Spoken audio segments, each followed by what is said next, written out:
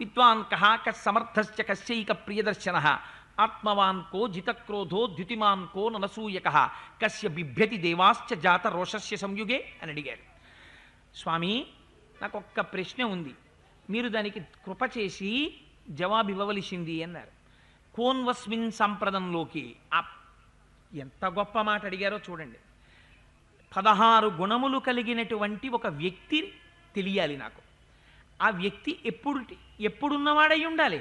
ఎప్పుడో వామనావతారంలో వామనమూర్తికి ఉందండి, నరసింహావతారంలో నరసింహమూర్తికి ఉందండి, లేకపోతే ఫలానా అవతారంలో ఫలానా వారికి ఉందండి, అది కుదరదు.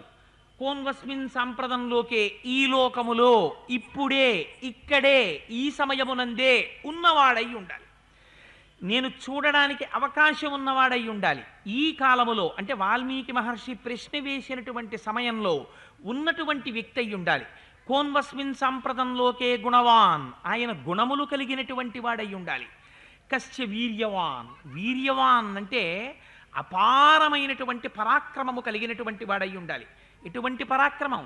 పరాక్రమం అంటే తనని తాను రక్షించుకుంటూ శత్రువులు ఎంతమంది లెక్కకి అందనంతమంది శత్రువులు వచ్చి ఎదురు నిలబడినా అందరినీ చీల్చి చెండాడగలిగినటువంటి పరాక్రమము వైభవము ఎవరి దగ్గర ఉంటుందో వాడిని వీర్యవాన్ అని పిలుస్తారు.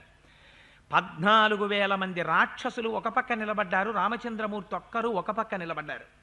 దాశరథీ శతకంలో గోపరాజు గారు అంటారు, బండన భీముడు అర్థజన బాంధవుడు ఉజ్వల బాణతూణ కోదండ కళాప్రచండ భుజతాండవ కీర్తికి రామమూర్తికిన్ రెండవ సాటి దైవమిక లేడనుచున్ గడకట్టి భేరికా డండ డడాండ డాండ నినదంబుల జండము నిండమత్త వేదండము నెక్కి చాటెదను దశరథీ కరుణాపయోనిధి అంటారు.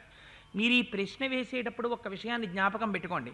మీ మనస్సులో రామచంద్రమూర్తి భగవానుడు అన్న అభిప్రాయాన్ని కొంచెం సేపు పక్కన పెట్టి ఆలోచించండి.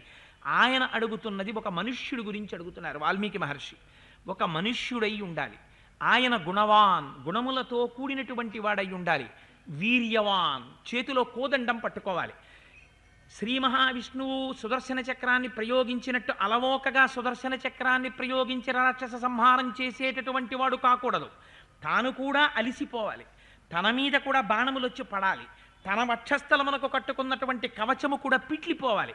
తన ఒంటికి బాణములు తగిలి నెత్తురు ఏరుగా పారాలి. అవసరమైతే భూమి మీద పడి